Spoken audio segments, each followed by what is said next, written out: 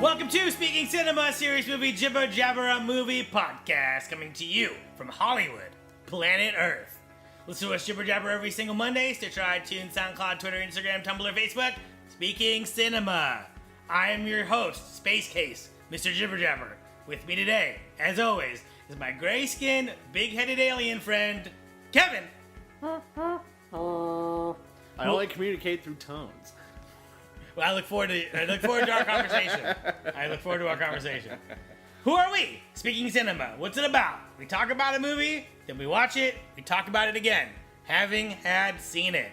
Destination, parts unknown for a contextual conversation, but the only thing fit the podcast, film. Pretty much. This time on the Jibber Jabber, we are not alone. 1977's Close Encounters of the Third Kind, continuing our director buffet of Steven Spielberg. Going all the way to July 4th.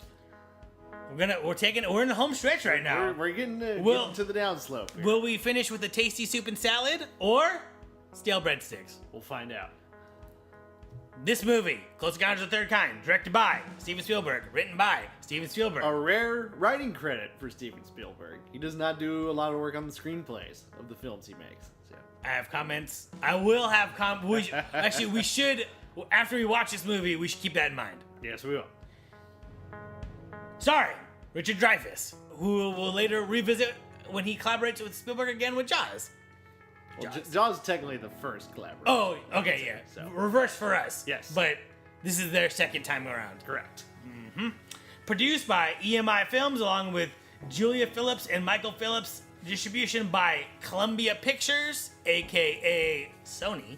Now Sony Pictures. If you're not familiar, after an encounter with UFOs, a line worker feels undeniably drawn to an isolated area in the wilderness where something spectacular is about to happen. Thank you, IMDb user Kenneth Christholm. Sums it up pretty good. In my fantasy mind, that guy's writing from Sweden. Or Norway. Could be German. Or Germany. Could be. But he's definitely not in America. He's definitely in the Eastern Hemisphere. He's sitting in the dark and the cold right now, basically. Just typing up IMDb things. He's probably got his Finnish heavy metal band that he's working on, too. Yeah. Kenneth, call us. Bit of background. This movie's initial inspiration, Kev, came from Steven Spielberg being woke up at night by his parents, who shook him out of bed. And then they tossed him in the car, and then they drove to a location to watch a meteor shower. Huh. Interesting. He was, I guess, thinking about that. Many plot and shot elements from this movie are taken from a 1964 135-minute film that Spielberg made himself for $500 when he was like 18 years old. Wow. 135 minutes at $500. And that film was lost when Spielberg was trying to make it in Hollywood. Apparently he gave the reels to a producer, and the production company shut down, and they just, it was lost.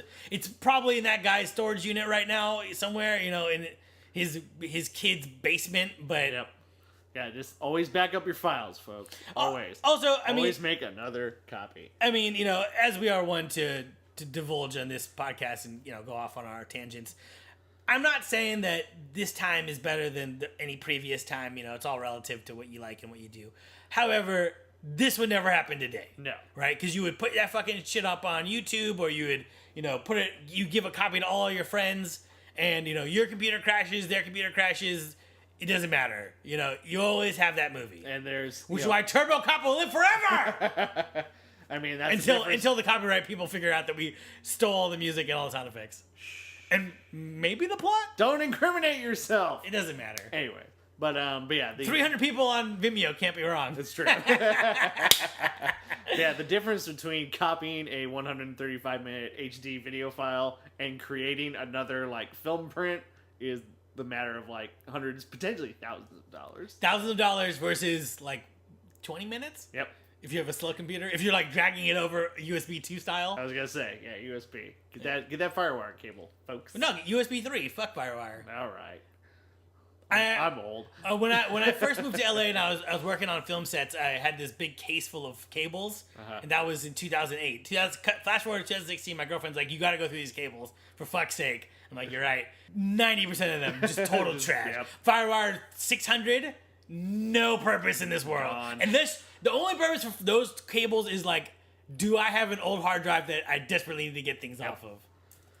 It's good that you went through them, though. Yeah, indeed. This movie was in development, went through a lot of different concepts, Close Encounters. One concept was a 45-year-old Air Force officer named Paul Van Owen, who worked debunking UFOs. One day, he finds one, and then they spend the next 15 years trying to verify what they found. That was one plot. There was another plot with a police officer instead of a guy working for the telephone company. Almost called Kingdom Come, which would have been terrible. That's not a good name. That is terrible for this movie. Yeah, for any concept involving a UFO, Kingdom Come that's just weird. Like, I feel like, as we do more and more of these Spielberg movies, we're at a point now where the story is always the same, right? It went over budget, blah, blah, blah. It was a big hit, quack, quack, quack. What do we really know about the movie, right? What does it matter if they had 45 shooting days and they went to 70 shooting days, right? We know it's a seminal movie. Kev, we know that everyone has seen it and everyone loves it. Kev, how do we know that? We see it in movie revivals. We see all exactly, the time. Kevin. We see it get 30th anniversary release, 40th anniversary release. It gets all that stuff. It plays at outdoor movie screenings in the summertime. Yep. And those movies are intrinsically only movies that everyone has already seen and everyone loves. You're not going to see El Topo at Hollywood Forever Cemetery. They played Suspiria there once. Once. We know how many times Purple Rain gets played? A lot. Day. All day, day. As of this recording, you can find this movie on Amazon, iTunes, Vudu, Flickster. Get the Laserdisc. I feel like a lot of movies we've done in the last 3-4 months have had significant Laserdisc releases back. There's still some special features out there that are only on Laserdisc versions of movies. Couldn't get that music cleared, huh? Just couldn't do it, like deleted scenes, commentary tracks, like they've just never ported them over. So I think it speaks to the maleness of the movies that we pick, that they all have great Laserdiscs. Yeah. We never got a great Laserdisc? Pretty Woman. Never did. Maybe in the future. Kev, have you seen it? Have you heard of it? Have you watched it? What do you know about Close Encounters of the Third Kind? Heard of it. Know some of the iconic scenes and shots. Never seen it before. This one just never got on my radar. I feel like I've seen some scenes from it, perhaps on like a VH1 style countdown show. Yeah. But I too have never sat down and watched the movie. Friends of mine who are into movies love this movie, and I've grew up watching it, and never got around to it. Same here. Yeah. I was talking to someone yesterday, and they're like, "How can you not have seen Hook, or how can you not have seen blah blah blah blah blah?" And I think it really does go back to like, if your parents aren't into movies like that, you know what I mean, and it's not on their radar, you just kind of don't have a means to get around to right. it. So. And I think also upon reflection of how we do this podcast, every time it's like, hey, you pick a movie, I'm always gonna go pick a horror movie because that's just the genre that I like the most. It just is what it is, right? So it's like when I was a kid, I wasn't trying to get. I mean, I wanted to see Close Encounters, but it's like if I'm going to Blockbuster on a Friday night, or if luck would have it, a Thursday night. Yep. I would go to that horror section and try to figure that out. Exactly. It's not a movie you'd seek out at our age. It's you're either older and you saw it in theaters and want to watch it again, or you're some film historian and just want to complete your collection. Yeah. If you're a 13-year-old kid, you're not looking for Close Encounters of the Third Kind. You're looking for Alien or Aliens. Or let's be more realistic, Species. Exactly.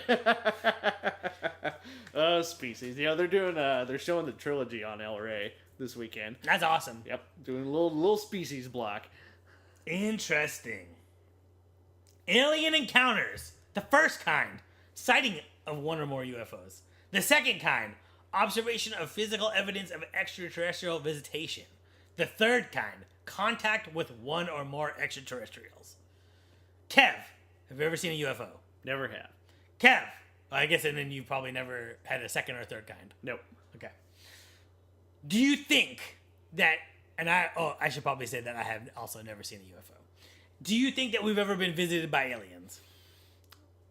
I think we probably have. But that might be the reason they never came back. I think secretly we're like the Alabama of the universe and we don't even know it. Like aliens are just like, don't even stop for gas at that planet. Those people are so stupid. That's my thought. I feel like in a world full of smartphones where like you could type in pretty much anything you want in Google and see it, or like things go viral and you're on, you have like the recommended videos on Instagram and you can see two people fighting at a skate park. You can see a girl, fucking twerking in a car wash, Well, we know what you're looking for. Yeah. Listen, these are promoted posts. You can see whatever you want, right? Yep. So in that world where everyone has an HD fucking film camera in their pocket and there's no videos of UFOs that are of any substance, I just feel like that's the fucking truth staring at you in the face. Yep. It doesn't happen. It's true. Yeah, in an age where everybody has a camera in their pocket, nobody has made the definitive viral UFO video. Right. So, how can that be? But that being said, do you believe in the possibility of aliens? Absolutely, 100% yes. One would say that statistically, right, in a universe that to our knowledge is infinitely large, there would have to be a circumstance where there'd be a planet like ours even if, because there's an argument that can be made that maybe there's alien life that does not resemble life on Earth, which is a hard argument to make because it's an argument that's predicated on a lack of evidence. Uh-huh. So let's just throw that aside by now. Say life only works the way it works on Earth. You got to think that there's a star somewhere with a planet somewhere with conditions similar and life similar. We've only gone, we just got out to Pluto. We just got a satellite out there and we sent that years ago. Mm-hmm. We haven't landed anywhere besides, we've landed a car on Mars, but we haven't put a person on Mars. And we have signs of life on Mars because there's water on Mars. It's like, this idea that our little world is the only perfect little place is absurd when you understand how large the universe is. There is something out there just by sheer probability. There's no way we're alone. I gotta agree with that. And yeah, I think maybe we got visited and they just don't come visit us again for various reasons. Because we have Bruce Springsteen. That's why. Kev, before we watch this movie, what is your hatred about Bruce Springsteen all about? Why do you hate the boss? Every song is... Were you not born in the USA? Don't go there. Every song is the same. Every song is about the one-legged factory worker who just can't get out of this place and he can't help his family and... That's every single song. It's in the same key every time. And that guy's a fucking billionaire. He has tons of money. There's no way he relates to the poor working man anymore. Or has for years. That being said, don't you like the song from The Wrestler? Yeah, the song's alright. If you ever seen a one-legged dog, that's me. Maybe a three-legged dog? I don't know. Yep, that song's not bad. And there was one album where it's mostly acoustic and he pulls it way back. The subject matter is still annoying in the songs, but the songs are alright. So. Well, I can't argue with that. So, Kev, what are your expectations going into this movie? What do you want? I want to see why it's so beloved. Does it stand with E.T. and Saving Private Ryan as this is a essential Spielberg film? Added to that, I want my mind blown. I'm no less than this needs to be some next level shit. All right. Reservoir Dogs, you know what I'm saying? Just something that you just, you revisit and you're just wait a minute. You go outside and the colors are different. Exactly. You know what I mean? Some Citizen Kane shit where it's they were doing this in, back in 77? What the fuck? Yep. We'll see how it goes. Let's see what happens. But let's shut her down. Let's go watch this movie. Here we go. Here we go. And we're back. We're back. Part 2. Kev, when and where and how do you see it? I rented it on Amazon Prime Video. $4. I got my DVD, not ideal, but DVD from the library.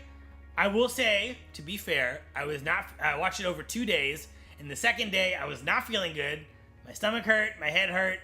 Yeah. Did it affect the movie? I mean, I would have to think that it would. It is tough to watch movies when you're not 100%. Right. I think, especially one of this mental caliber. Mm-hmm. You know, you're not watching, Mean Girls. You're watching something with a little more substance. Yeah, it's one of these things though where For the record, I love Mean Girls. Interesting. I did a double feature this day where I watched X-Men, the new one, Apocalypse, and this movie, and I was feeling better watching X-Men. Like I was feeling like, watch X-Men felt better. Kind of was feeling again. Watch this movie. Okay. So take it for what it's worth. Gotcha. We got a disclaimer on this episode, folks. Kev, what'd you think? This is an interesting film. Strange film. Strangely structured film. And I kind of want to see it again because I don't think I got everything I could have out of it the first time. That being said, the last 45 minutes of this movie are pretty spectacular, I'm going to say. Okay. I agree with you that it's a strange movie. It's very strange. Structure-wise, plot-wise, character motivation-wise, odd film. I disagree with you completely, respectfully. That's fine. That I ever want to see this movie again. Alrighty. Because this movie is terrible. Oh boy. I hate this movie. This movie is aggressively boring. To the point of like, I don't understand why anyone likes this movie.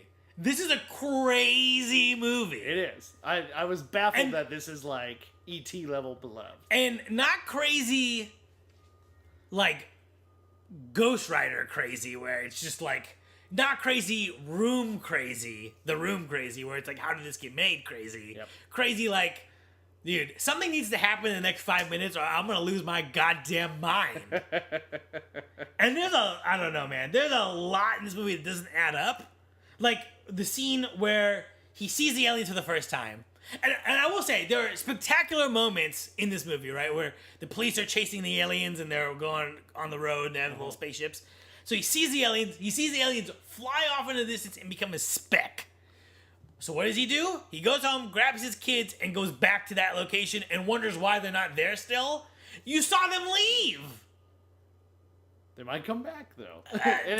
And everybody's there. It's like everybody saw the lights there, so... Tonight, I don't know, but that's where an amazing event happened, All I know is that in that beginning scene, very Spielbergian, right? Where you have a bunch of people doing something and assessing things and talking to each other and you don't know what they're talking about. They bring you in on it and, you know what I'm saying? Like, Spielberg has that, he has that, like... It's that easy hook to get some mystery going, right. It's just like the opening Jurassic Park. It's like, if you didn't know that movie was about dinosaurs... It's like that scene would be crazy because you don't know exactly what they're doing. They're moving that huge crate. All of a sudden there's a raptor. All of a sudden people are dying. You know, it's that kind of same idea of people are moving around frantically, saying things frantically, and it's like, just what exactly are we building up to? But I will say that opening definitely lost me. It got me back when they were like, these planes are all from the 50s and we haven't seen them in 30 years or whatever. That got me back. But, dude... Some of this, like, when they're just, like, walking around and talking to people in different languages and stuff, I'm just like, dude, we gotta fucking, I got stuff to do with my life. Well, your NyQuil riddled brain might have had some issues with that, too. You gotta really focus in that opening scene, or you'll get completely swamped. It happened.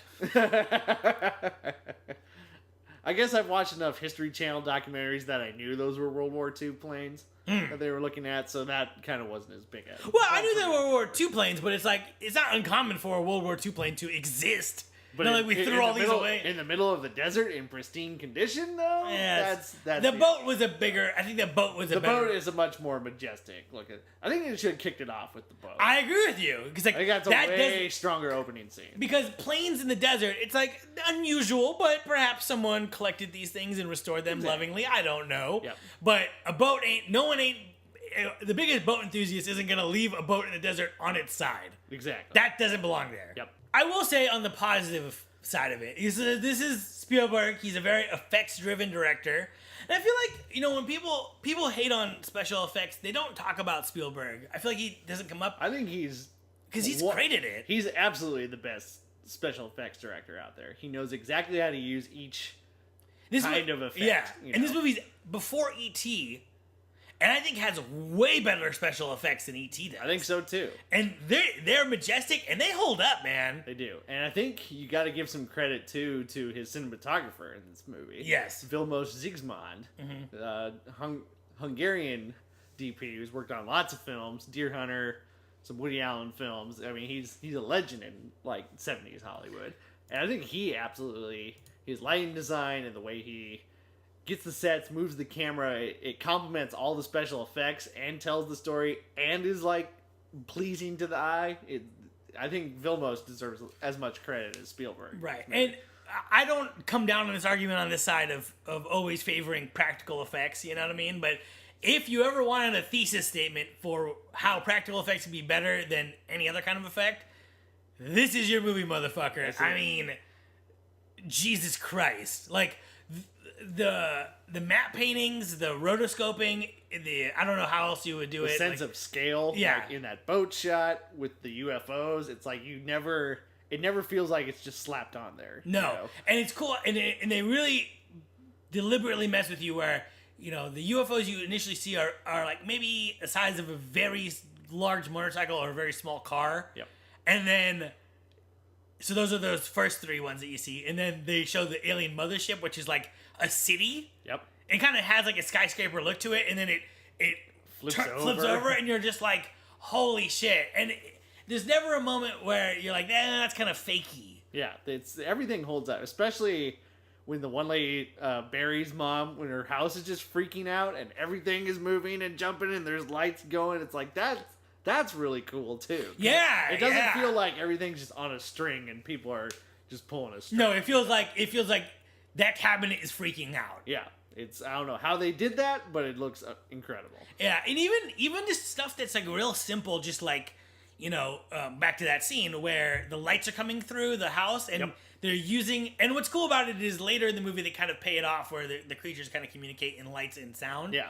So you're getting colors, and, you know, there's scary colors, and the kid opens the door and it's like this big orange light just fills the whole room, and then she closes it and then the light's gone and it's just kind of peeking through the blinds. Mm-hmm. Just that alone is just really handled very well. Just a lot of like depth of light. You get a sense of, you know, that he uses the light really well in the space that he has, and you just get this whole otherworldly view of just a farmhouse set. You know, it just makes it look incredible.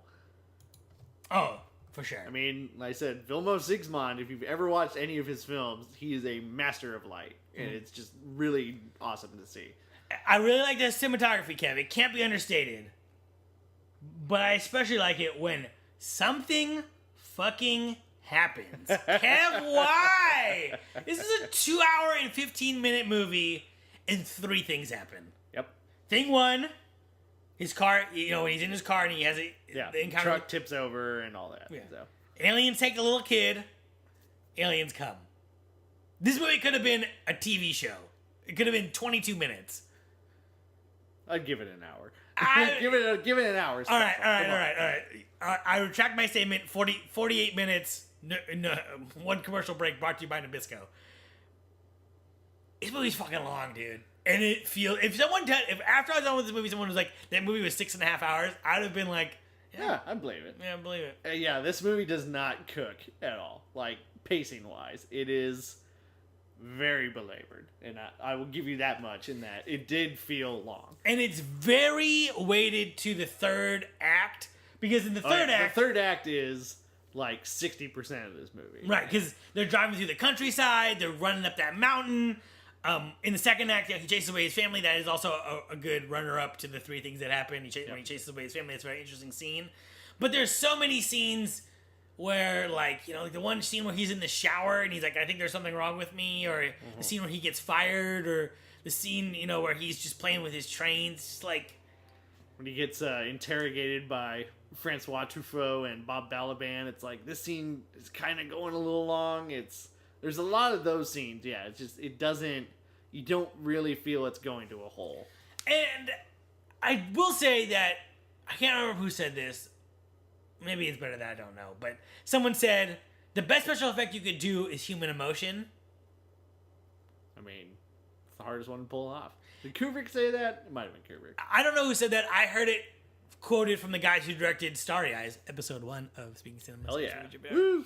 So, and I think, other than the great special effects, I think the performances in this movie do have that element. Like, when the kid, when they're arguing and when he's like in the shower, fully dressed and just getting covered in water, and the kid is like banging the door and freaking out. I mean, that's a really, like, that's such a raw moment. And I think even through my malaise of this movie, that really did cut through. Yeah. I don't think that it's paid off at all, actually. I think that it's kind of like the movie has a lot of sizzle but no steak, where it's like he's having this really crazy thing with his family and they just drop it. I think the movie's complete detriment. Yeah, I think so. I mean, it's ultimately this is a story about a guy who abandons his family to go do something cool. I mean, it really is. It really is.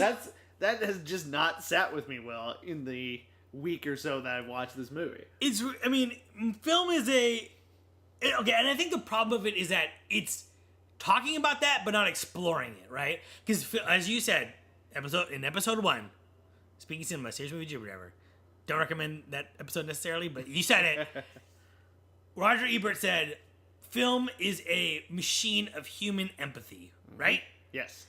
And I think there's an interesting narrative to explore with the idea of what is in the mindset of a man who abandons his family, right? Yep. It's something that we, as a culture, we do not talk about, and as a society, we don't really have insight into. And there's lots of things in life, like, to me, the idea of, like, date rape, right, is, like, disgusting. Like, you're poisoning someone and then sexually taking advantage of them. Like, whoa, that's dark. And culturally, we don't really talk about why people are motivated to do that. How do they justify it to themselves? That's not something that we explore. We joke about it, but we don't explore it in a real, exactly. Like, people always say, like, back in the day, people didn't talk about things, but now we talk about things. These are two things that we don't talk about. Still don't talk about it. Dad went out for cigarettes 6 years ago and never came back. It's like that's as common a story as anything. Mm-hmm. I think it's because we never get the male side of it because these guys don't want to talk. It's very that's shameful. why they abandon their family. Right. That's why they date rape people. They're not people you're going to empathize for. Right. But because they don't open up at all. You know, or they run away. We just don't know. And I would like to know about that in the sense where it's one of the things where you want to understand why someone would do it to create a world that would exclude that kind of behavior, right? Because, you look at a lot of things in society, and here's where I get political, where it's like, you look at anything that's controversial, gangs, gun control, like, why do people do these things, right? And it comes back, what's the root cause, right? Exactly. It's like making guns illegal isn't going to keep anybody from buying guns. You have to find out why do people buy guns. And why are people so brazenly and proudly reckless with their guns? Exactly. You know what I mean? Why do people join gangs? You can't say gangs. You can't just say gangs are illegal and that's all you do. It's like, why? What is the socioeconomic situation that is creating them? Right. Which, when you say the words, what is the socioeconomic situation that's creating them? People, we can't. No, we can't change anything about how everything is run. Oh, if we can't change anything, then this will never change either. Exactly. Right. So it's get rid of the symptoms, but not the problem. So I think that's the real indictment of this movie, is that he leaves his family, and it's a rare time where I feel like, because we're exploring this through the genre, we don't ever, it's not done in a way, it's not good enough to explore what really happened. Correct. Absolutely. And it's really disturbing. It is. Like I said, it's just the one thing that's he doesn't seem the least bit guilty in that scene where he's just throwing dirt in his house and throwing trees in, and the family just up and leaves. And that's the last we ever see of him. It's the last we ever hear of him. Well, he does call, after he makes the mountain out of all the shit that he dug up, he's on the phone with her. That's true.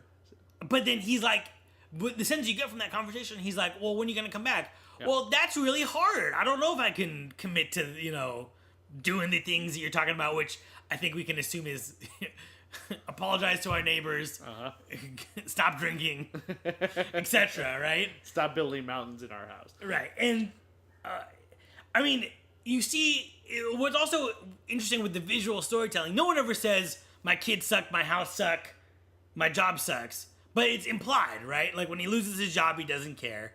He doesn't seem very interested in his job. He doesn't seem very interested in his kids. That house is a Disgusting. fucking disaster. Fuck, that house is when gross. they show the kids in their bunk beds and, like, the bed is just full of stuff. Yep. It's like...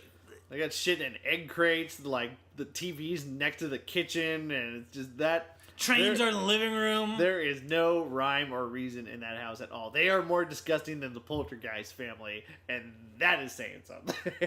At least the Poltergeist family, everything was like... It really does put Poltergeist into perspective of, like, at least everything is in its right place, right? The food is in the kitchen. Yep. The plants are in the backyard. Mm-hmm. The furniture is in the correct room, and the kids are, the beds are in the bedroom. It's like...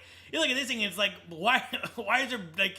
It seems like they're storing their stuff in the bed that the kid's sleeping in. Yep. I had to, like, wash my hands after looking at that house. It was gross. Also, you'd think that they're not going to go there, but he's hanging out with that woman whose kid gets abducted. Uh-huh. And you're like, they're not going to have them... They're not teasing like they're going to... But, like, she's a younger woman with a kid who never wears a bra. And he stops hanging out with his wife, starts hanging out with her, and then they kiss at one point. Yep. And it's like, you're a bad person. He's a hard guy to empathize for. And I think that's my root issue with this. Like, how is this movie so beloved, This guy is terrible. Not Richard Dreyfuss himself. I'm sure he's a nice guy. But his character is just an awful person. Not relatable. Not a relatable character at all. And I think a real missed opportunity. I think you could have just talked about, maybe, like, not that it makes it right, but I feel like as a society, we are like, why do people cheat? Why do people do bad things, right?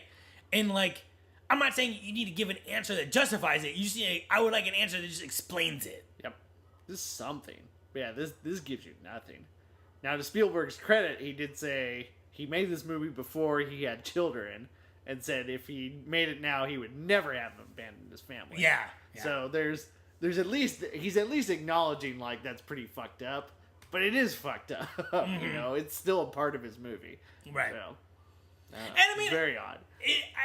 I think it's interesting in that it does capture that, but yeah, it's just, oh man, and a very un-Spielbergian thing to do. Now, again, this is pre-kids, I mean, he just came off his biggest hit with Jaws, so he's still a young filmmaker at this point. I think that's something I've really discovered in this series that we're doing, is like you can see him kind of grow as he grows. In age, in family, in experience. It's just very interesting to watch someone like Spielberg, who's done so many different things, and you never think about him as just being this raw young talent. You always think of him as just Spielberg. Yeah.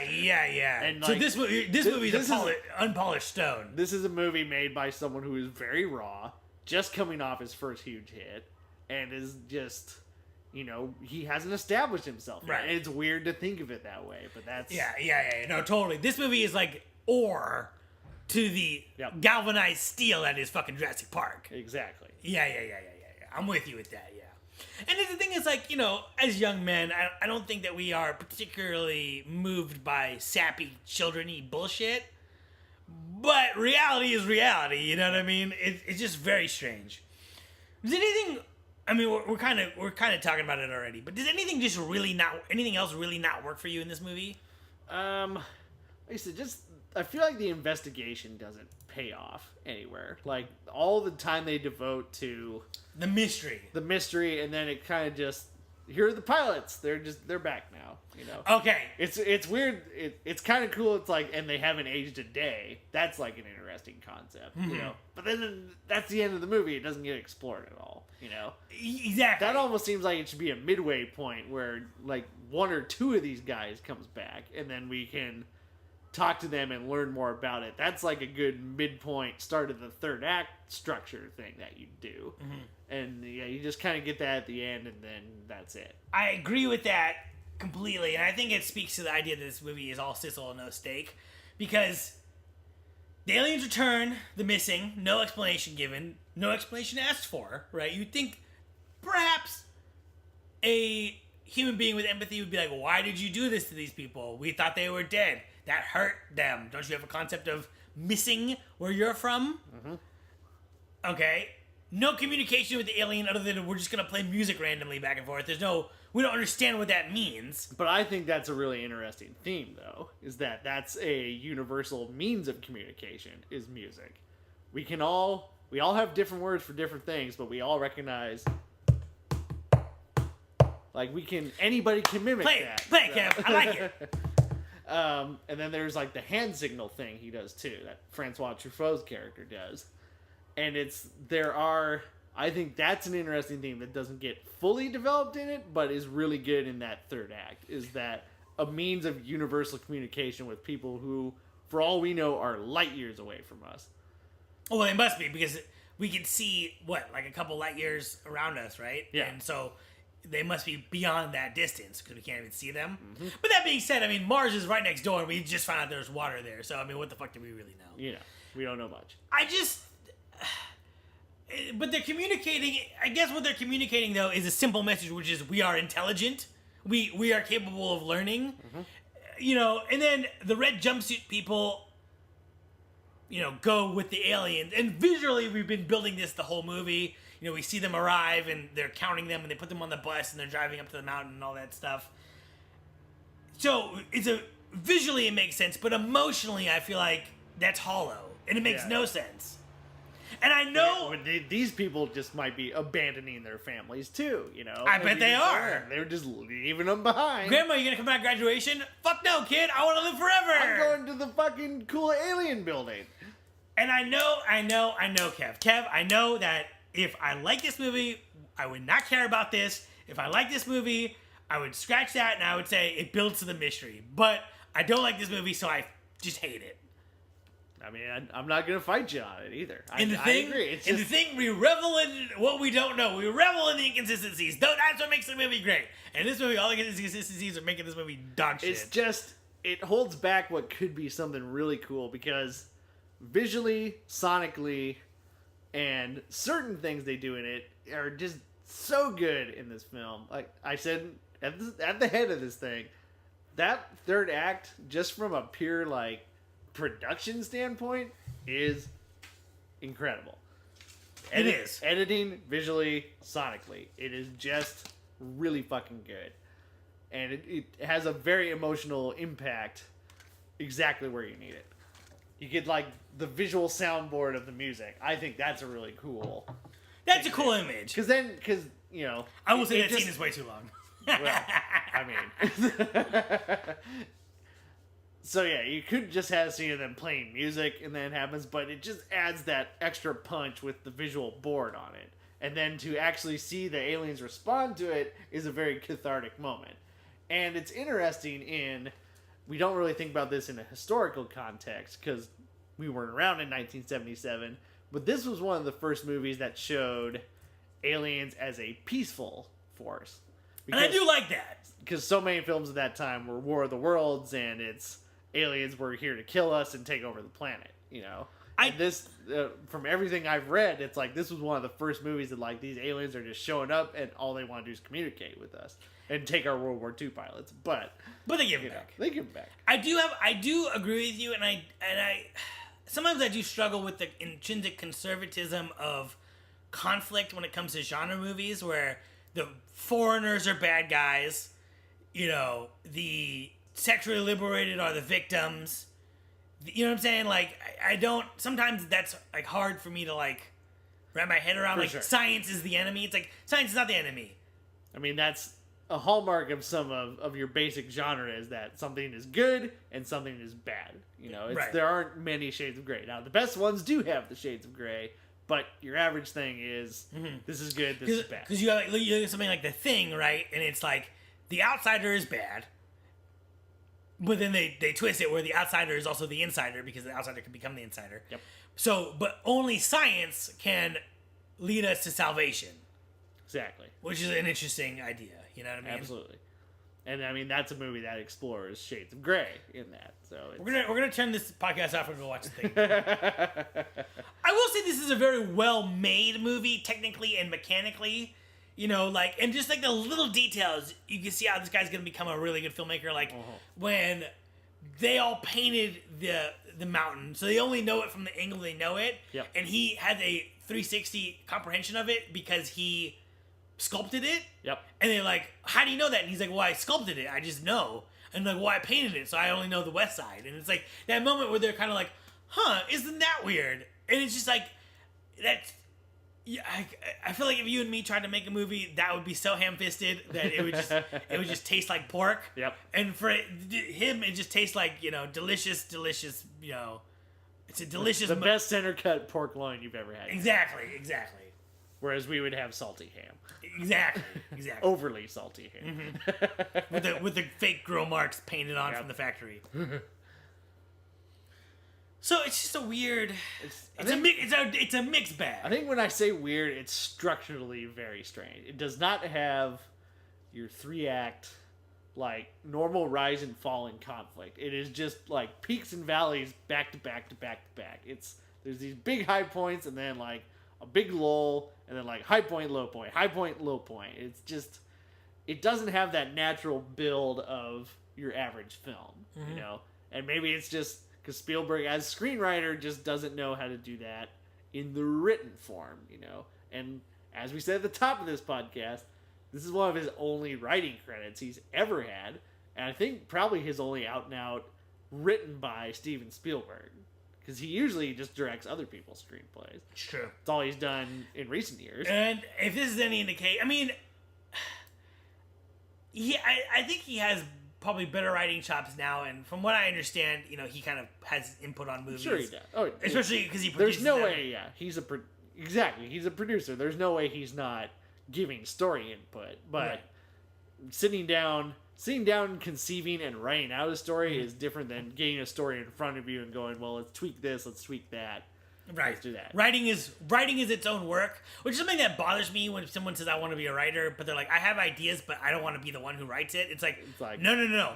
That's what writing is. Writing is the act of writing, which is really hard. It's not, It takes two very different skill sets to create the idea and then, like, chisel the idea to something that'll fit whatever. That's sellable, readable, likable, and makeable. Makeable. Or just, one tweak where it's like, this gives your character so much more depth if we add just one line or one scene. Mm-hmm. Or if the way you describe something, if it's evocative, right? Yep. Kevin walks into the house is like different than Kevin dives for cover. He bursts through the window. These are different things. Kevin saunters into the house. Yeah, you did. So I think if this is the movie where he realizes, God, I'm kind of not the best writer on the planet, I'll just have other people do that for me, then a total benefit to his career. Do you have any nitpicks? I got most of them out. Like I said, that fucking house is gross. It bears repeating, Kev. Kev, it bears repeating. It's just it's uncomfortable how gross it is. God, I don't like it. I kind of knew a kid growing up who had a house not that bad, but it was bad. Kev, everybody has that kid or that family. Have I told you just the trash story, Kev? Yeah. So they had a round table, as one does in their kitchen, and chairs on the round table. Okay. And they had a problem with taking out the trash, and it was maybe 4 people living in this house. You know what I mean? So it's like you got a sizable amount of just a suburb, sizable amount of trash. Yeah. So they got like a box, and they're putting the trash in a box for a while, but the box got gross. So what they ended up doing, Kev, and I'm not exaggerating this, I have witnesses to this. We can talk about it later. They put like grocery bags, like like the kind you get when you carry out with the plastic ones, on 2 of them on the back of the chair, right? One on each side of the chair.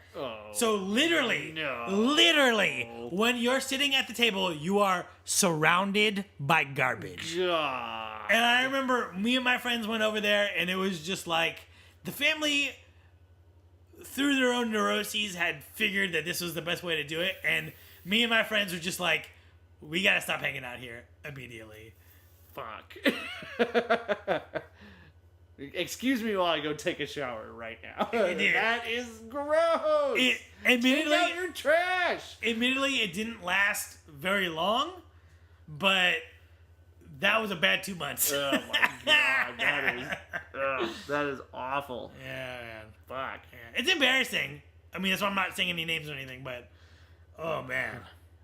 People can be gross, man. Take out your trash. It's also brush your teeth. comb your hair. It also shows like how your judgment can get clouded. Yes, it can. Like, why do people make bad? Why do companies go out of business? Why do bad things happen? It's like because you put trash on your chairs. That's why. She makes out with her sunburned husband. It's like, come on, put some aloe vera on that shit. That's. I mean, it's effective that the sunburn looks as nasty as it does, but yeah, it's just gross. When the cop is chasing the alien spaceship and it drives off the cliff, that is not like that. That is not earned. That is not earned. I'll take a car crash anytime. I enjoy it. And also, like, when we first see the alien, it's like the weird spidery looking alien, not like the little short alien. Yeah. That thing is scary as fuck. Yeah, that's kind of tonally off from what they're trying to do. So is that the same alien that does the symbol at the end? No, I think it's a different one. That shit is bizarre. Yeah, that the spider alien is kind of weird. Spider alien, so I put down too. And the important symbol is just a pile. Yeah. And I get that it's paid off that it's Devil's Peak or whatever, but like Devil's Tower. Devil's Tower, which is, by the way, great name. But it's a pile. Yep, pretty much. Yeah. Anything awesome that you'd like to shout out? Francois Truffaut taking just like a weird supporting role. That's cool. Like he's a very established director at this point. He's like, I went to do Spielberg, and like that's cool. So Bob Balaban, he's great.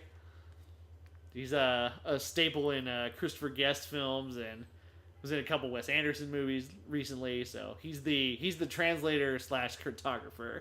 So it was cool to see him in like an early role. Mm-hmm. So I had no idea he was even in it. I like when he calls it the Aurora Boreas. That was funny. When they grab the humor is really good in this movie. It is good humor. Goofy Golf versus Pinocchio was funny. It looked like an ice cream cone. What flavor? Orange. Yep. That was funny. I feel like the wife's character, especially in the beginning, she's trying her best. She's likable. She's like, aren't you happy that I'm not freaking out about what you're telling me? Like, kind of having that a little bit of awareness, I feel like is good. Yep. Later, she loses her mind, and it's sad. Exactly. This movie would be terrible if she was just like shrill and annoying to give him some motivation to leave. But it's like that would be very hollow, Going back to the humor, the Bigfoot story. Yeah, was great. That's pretty good. Hide and go seek champion. I like the scene where all the toys come to life. One of the early scenes. That's just a really cool shot of like Barry's walking through his room and all of his toys are just going off.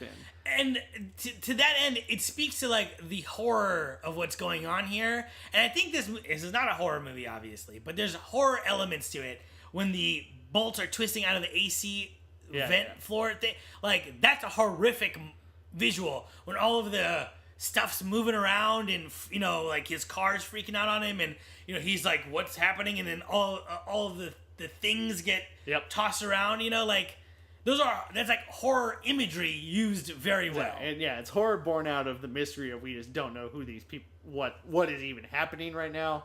Ultimately, it doesn't pay off as a horror thing, but horror elements dug into it. Also, looking at Richard Dreyfuss, he looks like Chris Pratt and John Malkovich had a baby. He just really does. Young Richard Dreyfuss. Totally does it. Yep. That's true. Factually accurate. Totally.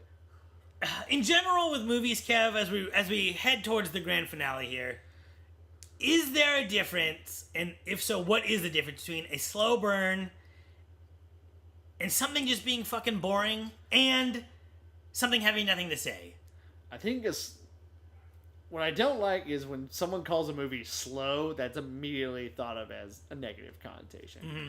Just like when someone calls a movie like weird or strange or something, it's like, oh, it's as if that's bad. But it's like, The Shining is weird and strange. That movie's fucking great. And I feel like when people say stuff is weird and strange, what they're really saying is that it's bold and has a unique perspective. And isn't that what we all... Isn't that what we strive for? Right. And then when we get it, we piss and moan about it. And I was listening to a podcast, shout out Shockwave's podcast, the Blumhouse podcast. Oh. And they had a guy who directed the movie Oculus, Mike Flanagan. Uh-huh. Have you seen that movie? I have not. Fucking great, right? And that movie is non-linear, and there's, it's hard to know what's real and what's not real and stuff, you know what I mean? And that movie came out and kind of came and went. Meanwhile, Ouija came out and apparently is terrible, but that movie made $190 million. Did it? Yeah, that movie was a smash hit. Wow, I had no Maybe idea. not 190, but off of a $5 million budget, it made like $100 million, right? Yeah, I had so, no clue. What's ironic is that now the guy who made Oculus is now going to make Ouija 2, which is apparently going to be about adults, which is interesting. There you go. But it's just this thing of like, everyone wants unique takes and risks and whatever, and then when they get unique takes and risks, they all complain about it. Exactly. And slashfilm.com is very guilty of this, because every time a weird director gets not a weird director, a different director gets something outside of what he's done before, they always bag on it. Yep. Like WTF, the guy who directed, The Heat is going to direct a Ghostbusters movie. It's like, yeah, that guy's fucking a talented director. Maybe he gets to do a big action movie.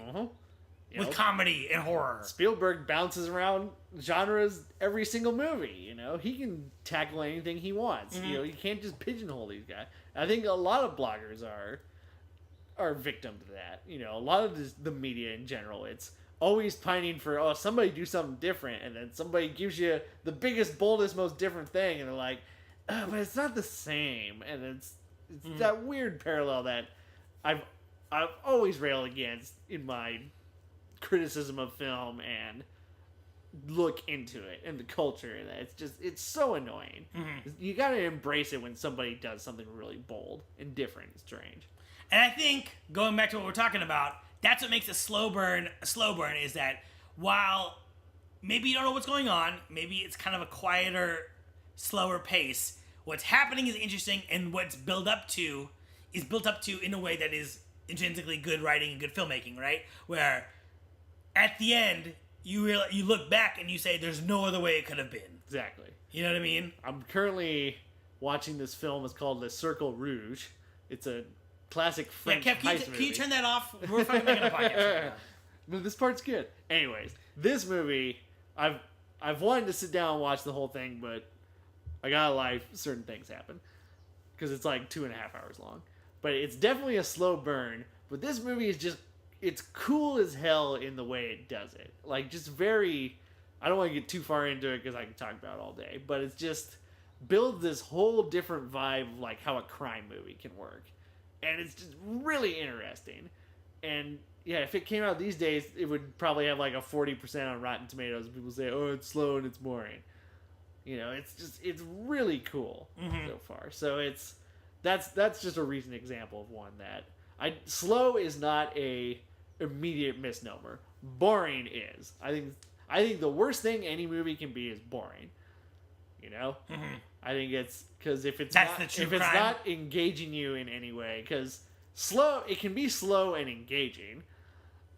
Stuff like you said, stuff that's on screen that is happening is interesting. It's just not moving at a breakneck pace. I'm totally fine with that. If nothing interesting is happening and it's, these Antonioni movies where somebody's in a beautiful villa looking out on the big ocean and saying, my life sucks, it's like, those movies are boring to me. So that's the big difference. And going back to this film as we go on our tangent, I think for the most part it's not boring. Interesting stuff is happening. But the structure to me is so willy-nilly that it never finds a groove. It never finds a rhythm to it. Especially in a movie that ultimately comes about music. It's weird that it's so off in its rhythm and it doesn't move in a way that engages me. A bit of a malaise. Exactly. Agreed. Kev, how do you like your mashed potatoes? Chives, lumpy, smooth, buttery, spicy? Smooth, with chives, a little bit of butter, not too much butter, and add a little spice to it. Not too salty either. I'm not against texture. What do you think about leaving the skins on? Yeah, not on mashed potatoes. You don't like that? Nah, don't like that at all. Fair enough. Yeah, I don't like it too buttery. Nah, it's just butter. It ruins the whole thing, I think, if it's too buttery. So about that powerful gravy too. Yep. So they say that this movie in 70mm is way different than it is in any other way you see it. Do you buy that? I think in the end you would really get a sense of that because it's just such a big area and the shots have so much going on in it. I think you could really explore that space in 70mm. Rest of the movie, there's some bigger shots, but a lot of it's confined to houses, trucks, cars. I don't think you would get as much out of it. So yeah, and I think that I don't know how pacing would be affected by format, which is it's always my problem with formats. You know what I mean? Everyone's like glorious 35 millimeter and glorious 70 millimeter, and I get how seeing a movie in a theater could be additive, or seeing it, at home could be additive, right? But the thing is that, how many movies did we discover edited for TV and pan and scan? You know what I mean? But we still fucking love them, though. Pan and scan. Yeah, worst. The pan scan's worst. Fucking cutting it off is bad. Yep. But, we all watched, fucking Terminator 2 on the USA Network, cut off. Yep, full screen. Full screen, edited for TV with commercials, and yet that's how we discovered that movie. You know what I mean? Exactly. So I will concede that there is a best way to watch a movie, but I don't know if you can fix something that's broken. I think you should always watch in whatever format it was conceived in and meant to be watched in. If it was shot in 35 millimeter, watch it in that aspect ratio. When you start messing with it, it gets weird. But like Citizen Kane was filmed in 4:3, so watch it in 4:3. It's there. But yeah, so I don't know. I just don't think that the problems we have with this movie would be solved. No. Making it all bigger. I think you would add a little more awe in some scenes and really get it. Like if you watch that last scene in IMAX, I bet that's pretty cool, just from a visual standpoint. Yeah.